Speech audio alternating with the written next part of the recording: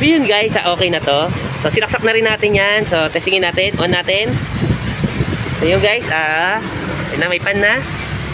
Ramdam nyo ba? Ayan. On, tapos swing. Swing guys, swing. So yan, nagsiswing na siya. Ito nyo, nagsiswing siya. Yan. So nandito na yung ilaw niya. Yan yung switch niya. At meron pa siyang switch, ano tawag dito? Remote, no? So lalagyan niya na lang ng battery yan. So dahil wala tayong battery, hindi natin matesting, no? So mga ito yung mga pinalitan natin. Ayan. Sambu na to. So yan nilagay natin. At ito yung kanyang box na diagram. Tapos cold natin. Cold, ito cold. Cold natin. Cold. So malabas yung tubig. Ayan na. So nilagyan ko na rin siya ng tubig.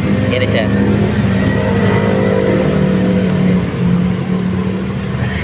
Yan.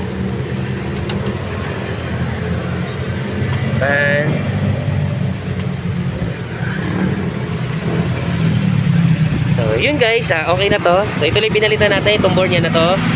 Ito yung ginawa natin. At ito yung luma niya.